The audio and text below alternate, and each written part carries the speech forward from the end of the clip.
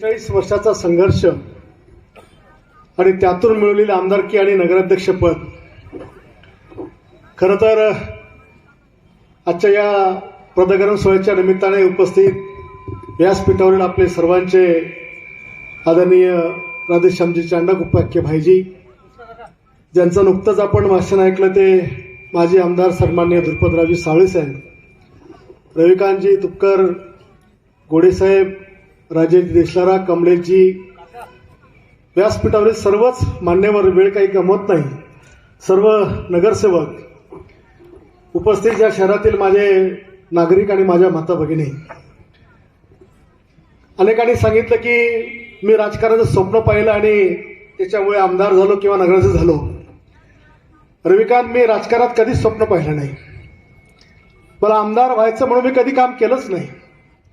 मी बाळासाहेब ठाकरेंच्या शिकवणीप्रमाणे शिवरायांचा आदर्श डोळ्यासमोर ठेवून फक्त लोकांकरता काम करत गेलो. जे काय मिळायचं ते कर्तृत्वानं आपोआप मिळत गेलं. आणि भाऊंनी पण सांगितलं की आता हे सगळं सांभाळताना आपल्याला सर्व लोक धर्माच्या लोकांना सोबत घेऊन काम करायचं आहे. आज बुलढाणा शहरात जे चित्र आपण आज नगरपालिकेत पाहत आहात, जात पात धर्म पंथाच्या पलीकडे ही निवडणूक या ठिकाणी आपण पाहिली. आणि मी कधीही माझ्या पत्नीला नगराध्यक्ष बनण्याचं स्वप्न कधी पाहिलं नव्हतं, कधीच नाही. आम्ही भाईजींच्या काळात लढलो, 165 मतं त्या ठिकाणी कमी पडली, 400 450 रक्ताचे शिक्के पडले, सीट गेली. अनेकांनी आक्रोश केला. पुढच्या काळामध्ये मागच्या वेळेला 1000चा फरक राहिला आणि यावेळेस आमच्याकडे उमेदवारच नव्हता. आम्ही जागा सोडायला तयार झालो, अध्यक्षपद सोडायला तयार झालो. शेवटी मी एका विशिष्ट समाजाला आवाहन केलं की तुम्ही व्हा, पण कोणी होत नव्हतं. मग शेवटी मी बायकोला म्हटलं आता तुलाच बळी द्यावा लागणार आहे. आणि मग ती म्हणे 2दा पडले, आता मला सहन होत नाही, मी काही राहणार नाही. पण आता काळजी करू नको, काही होईल पण तुला पडू देणार नाही. आणि भाईजी, आपण बोललात की इतके नगरसेवक अपेक्षित नव्हते. आपल्या व्यासपीठावर राजेशजी आहेत, कमलेशजी आहेत, त्यांना विचारा. 2 दिवस आधी त्यांना सांगितलं तुम्ही 22+ चाललोय म्हणून, 22+ नगरसेवक चाललोय म्हणून. 26 टार्गेट होतं माझं, 26 जिंकणार होतं, पण झालं थोडं कमी जास्त. पण पहिल्यांदा इतकं मांड्याड या नगरपालिकेमध्ये मिळालं आणि त्याचा निश्चितपणे फायदा या शहराकरता आपल्याला करायचा आहे. आज मी सगळ्या नगर अध्यक्षांचा सत्कार एवढ्या करता घेतला की शेवटी नगराध्यक्षपद या पदाला एक गरिमा आहे. एक प्रथम नागरिक म्हणून हे पद त्या ठिकाणी गणलं जातं आणि या पदाचा सन्मान झाला पाहिजे. मग मागच्या काळात जेवढे अध्यक्ष झाले असतील, ज्याला ज्याच्या क्षमतेने जे करता आलं त्यांनी करायचा प्रयत्न निश्चितपणे केला. कदाचित त्यापेक्षा आपण वेगळं पुढे जाऊ, पण सगळ्यांना सोबत घेऊन त्या ठिकाणी जाऊ, हा माझा मानस त्या ठिकाणचा होता आणि म्हणून आपण ते करायचा प्रयत्न केला. भाऊ, तुम्ही सांगितलं शहरामध्ये उद्योग आला पाहिजे. ऑलरेडी बुलढाणा शहरामध्ये सुंदर आपला हनवतखेड साईडला 550 एकराची MIDC मी मंजूर केली. 550 एकराची. म्हणजे आता कोणीतरी मध्ये बोललं की त्या भावना सांगायच्या आधी प्लॅन तयार असतो. तर हनवतखेड साईड आपली उद्योग मंत्र्यांनी फायनल केली. 25.5 एकर MIDC केवळ आपल्याला होती, आता 550 एकर MIDC. आता ही 100% आपल्या बुलढाणा महिन्याभरामध्ये त्याचं काम आपण चालू करणार आहोत. राजेशजी, वारंवार एकच विषय त्यांची मागणी असते की रविवारचा बाजार हा शनिवारी झाला पाहिजे. आता शनिवारी राज्य सरकारला सुट्टी असते, मात्र केंद्र सरकारला सुट्टी राहत नाही. त्याच्यामुळे दुसरा शनिवार आणि चौथा शनिवार कोर्टाचं काम चालू असतं आणि कोर्टाचं काम चालू असल्यामुळे तुमच्या बाजूला वकील बसलेले आहेत. त्यांना माहिती जज मागच्या दाराने एंट्री मारतात आणि मागच्या दाराने एंट्री मारायची म्हटलं तर त्यांना आतमध्ये जाता येत नाही. आणि म्हणून ज्या वेळेला त्या कोर्टाच्या बिल्डिंगला मी माझ्या कोर्टातून 42 कोटी रुपये दिलेत. 2 वर्षात ज्या वेळेला ती बिल्डिंग आपली पूर्ण होईल त्यावेळेला कोर्टाच्या जजेसचा मार्ग हा समोरून झाला तर मग आपल्याला याबद्दल विचार त्या ठिकाणी करता येईल, पॉझिटिव्ह विचार करता येईल. तुर्तास कोर्ट जरी आपल्याला याबद्दल काही संमती देईल की नाही देईल हे सांगणं हे मी सांगू शकत नाही. आणि म्हणून पाण्याच्या बाबतीमध्ये सीओ साहेबांनी सांगितलं मेडिकल कॉलेज आपल्याला, मी सांगेन की आता डीन बसले आहेत आपले झिने साहेब. बुलढाण्याचं साऊथ सिव्हिल हॉस्पिटल आता हे मेडिकल कॉलेजला हँडओव्हर झालं एक परवा दिवशीपासून. त्याच्यामुळे मेडिकलच्या सगळ्या सुविधा आता ह्या बुलढाण्याच्या हॉस्पिटल आपल्याला पाहायला मिळणार आहे. इव्हन बायपास सर्जरीचं कॅथलॅक कार्डियाक सेंटर सुद्धा 2 महिन्यामध्ये बुलढाण्यामध्ये चालू होते, 2 महिन्यामध्ये. म्हणजे आता बायपास करता कोणाला 20-25 लाख मोजायची गरज पडणार नाही. एव्हाना क्रिटिकल सेंटर म्हणजे जे मेंदूचे आजार असतात त्या मेंदूच्या आजाराकरता आम्हाला क्रिटिकल सेंटर म्हणून मुंबई पुणे वगैरे जावं लागतं, त्याची सुद्धा गरज पडणार नाही. ते क्रिटिकल सेंटर सुद्धा डीन साहेब 1-2 महिन्यामध्ये आपलं पूर्ण होतं. इतकी सुविधा या शहरामध्ये निर्माण आपण करतोय. केवळ नगरपालिका, नाली, गटार पाणी याच्यापेक्षा 1000 पट पुढे विचार आपण करतोय. नाले हा चिल्लर विषय, घाण कधी संपणार नाहीये, गटर कधी संपणार नाहीये.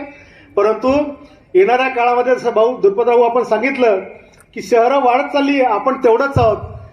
कालच मुख्यमंत्र्यांची सही झाली आणि आपल्या बुलढाणा शहराचं हद्दवाढीचं फाईल गॅजेट नोटिफिकेशन करता गव्हर्नमेंट गॅजेटमध्ये त्या ठिकाणी गेलंय. म्हणजे शहराची हद्दवाढ सुद्धा त्या ठिकाणी आता जवळपास पूर्ण होते.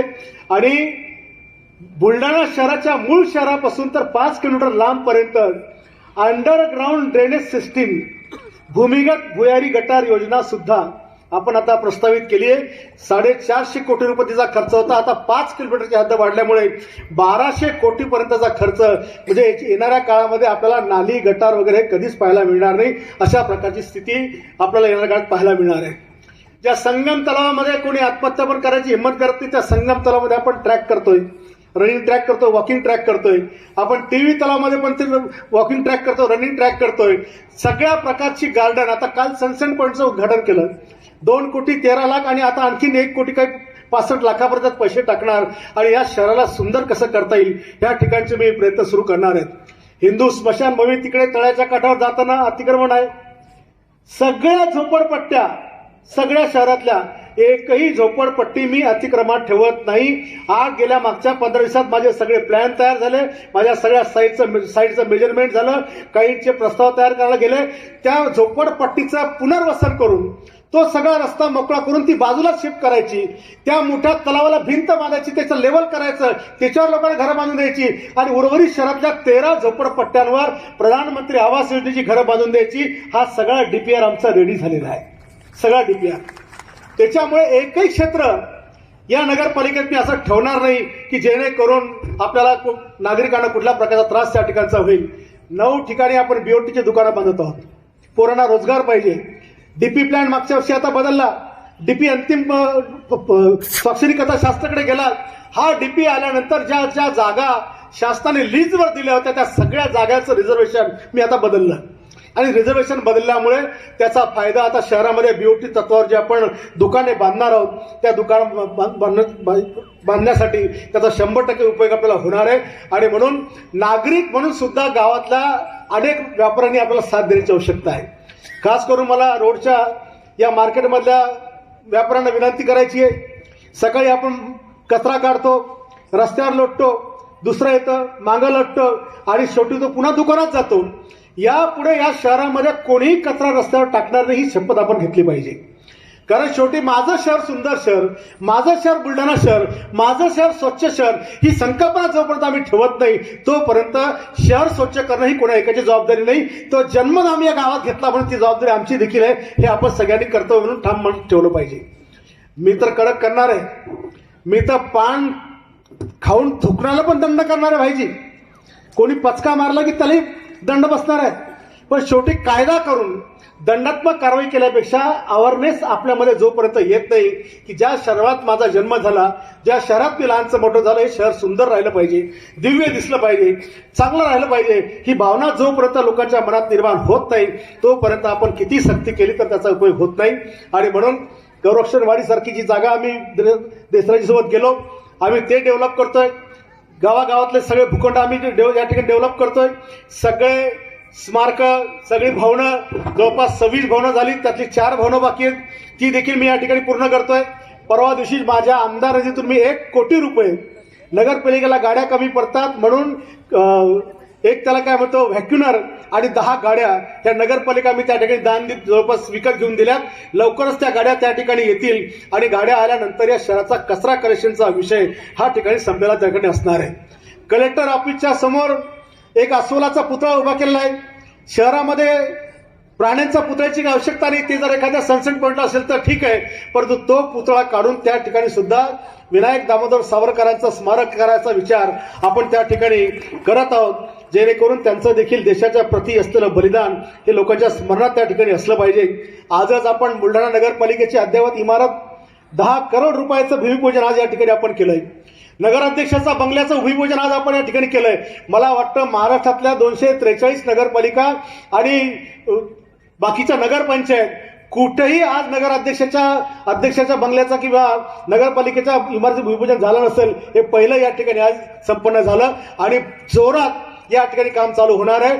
नागरिकांकरता येणाऱ्या नागरिकांकरता अभ्यागतांकरता चांगल्या प्रकारची सुविधा, सगळ्या प्रकारच्या सोयी जितकं सुलभ नागरिकांना होईल तेवढ्या प्रकारची सेवा देण्याचं काम या ठिकाणी करणार आहे. आणि खास करून नगरपालिकेचे कर्मचारी आता बदलणार आहेत. सगळे बदललेत बघा ड्रेस पोशाखमध्ये. आता करप्शन बंद, लोकांना लुटणं बंद, लोकांकडनं पैसे घेऊन काम करणं बंद. नाही तर तुम्हाला सगळ्यांना माहिती आहे मग आपण काय करतो म्हणून. त्याच्यामुळे येणाऱ्या काळात नगरपालिकेच्या कर्मचाऱ्यांनी सेवा म्हणून या ठिकाणी सगळीकडे काम आपल्याला करायचं आहे. आणि ही बुलढाणा नगरपालिका महाराष्ट्रात जसं भाऊंनी सांगितलं की बारामती येणाऱ्या काळात, रवींनी सांगितलं की बारामती आपली झाली पाहिजे. रवी भाऊ, मागच्या 3 वर्षात आपण अमरावती विभागाचं पहिलं बक्षीस 2-2 कोटीचं घेतलं कंटिन्यू 3 वेळेस. आता आपली स्पर्धा सध्या बारामतीशी आहे सध्या. आणि आणखीन 4 वर्षात तर बारामतीला कसंच मागं टाकतो आपण. त्या बारामतीने तर 4 मुख्यमंत्री पाहिले, 5 उपमुख्यमंत्री पाहिले, केंद्रीय मंत्री पाहिले, केंद्रीय गृहमंत्री पाहिले, सगळे पाहिले. इकडे काय कोणी पाहिलं नाही, इकडे फक्त घाणेरडं राजकारणच पाहिलं. पण तरी सुद्धा या घाणेरड्या राजकारणात सुद्धा आपण गोडेसाहेब कमळ फुलवण्याचं काम या ठिकाणी करायचं आपलं. कारण शेवटी पुष्प कुठलं जरी असलं तर ईश्वराच्या चरणी ते अर्पण केलं जातं.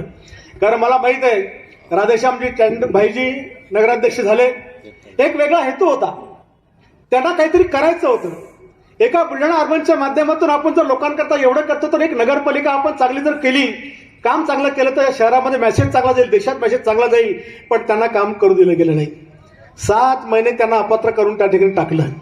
याच्या आधीचे नगरसेवक सुद्धा त्यांची काय क्वालिटी होती आणि आता येणाऱ्या पुढचे नगरसेवकांची आमची क्वालिटी काय राहणार आहे हा देखील फरक तुम्हाला पाहायला मिळणार आहे. मी सगळ्या नगरसेवकांना ट्रेनिंगसाठी मी पुण्याला पाठवणार, मी गोव्याला पाठवणार. नगरसेवक हा जर आदर्श असेल तर तो आदर्श घडवेल. तोच जर वाह्यात असला आणि तोच जर कर्कड असला तर तो काय घडवणार आहे. आणि म्हणून माझ्यासोबत जेवढी टीम जिंकून आली या सगळ्या टीमला मी ट्रेन करणार आहे, कामाची पद्धत शिकवणार आहे आणि कसं काम लोकांकरता केलं पाहिजे, कसं लोकांकरता झुकून दिलं पाहिजे, परिपूर्ण काम कसं केलं पाहिजे हे सगळं सांगण्याचं काम मला आमच्या नगरसेवक या ठिकाणी करायचं आहे. आज मला अभिमान आहे की बुलढाण्याच्या इतिहासात पहिल्यांदा 34 पैकी 33 नगरसेवकांचा गट हा या ठिकाणी आपला तयार झालाय. 34 पैकी 33.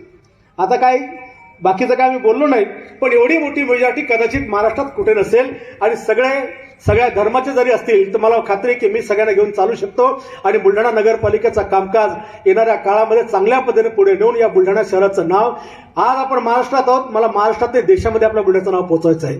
आणि मला खात्री आहे सर्वांगीण विकास जर मी माझ्या डोक्यात संकल्पना जर राबवल्या, माझ्या डोक्यातल्या जर कन्सेप्ट मी राबवल्या, तुम्ही म्हणता भाऊ भाईजी हेलिकॉप्टर, अरे आपल्याला प्रधानमंत्री नरेंद्र मोदी साहेबांनी सांगितलं की प्रत्येक जिल्ह्याला एअरपोर्टची कनेक्टिव्हिटी द्यायची, आपल्याला ते टार्गेट ठेवायचं आहे.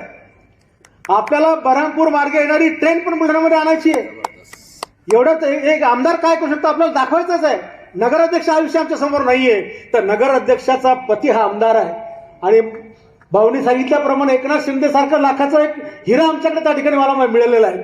त्याच्यामुळे या सगळ्या ताकदीचा केंद्र सरकार, राज्य सरकार या सगळ्या ताकदीचा फायदा या शहराला कसा देता येईल हे प्रयत्न आपल्याला या ठिकाणी सगळ्या मिळून करायचे आहेत. ही निवडणूक निश्चितपणे मी अतिशय गंभीर्याने आम्ही लढलो. कोणालाच काही समजत नव्हतं मी काय करून राहिलो. तर या निवडणुकीत मी ठरवलं होतं आपले पत्ते ओपन करायचे नाही आणि त्याच्यामुळे त्याचा फायदा झाला. सगळे म्हणायचे इतक्याने पडणार तितक्याने पडणार, पण 4780च्या फरकाने आपण लोकांनी पूजाताई गायकवाड यांना नगराध्यक्षपदी विराजमान केलं. त्याबद्दल मी आपल्या सगळ्यांच्या मनापासून आभार मानतो, सगळ्यांना शुभेच्छा देतो. आणि निश्चितपणे एक सामान्य नागरिक म्हणून ज्या ज्या सूचना आपण आम्हाला या नगरपालिका चालवताना कराल त्याचं स्वागत करून त्या सूचनांचा काटेकोरपणे पालन करून निश्चितपणे त्यावर मार्गक्रमण करण्याचा प्रयत्न आम्ही करू, एवढीच विनंती या ठिकाणी करतो. व्यासपीठावरील सर्व मान्यवर अतिशय तोलामोलाचे, प्रत्येकाकडे खूप वेळ कमी, तरी देखील ते या ठिकाणी आलेत. मी त्या सगळ्यांचे आभार मानतो. आणि कोणीही जेवण केल्याशिवाय जाणार नाही अशी विनंती आपल्याला करतो. धन्यवाद. जय हिंद, जय महाराष्ट्र.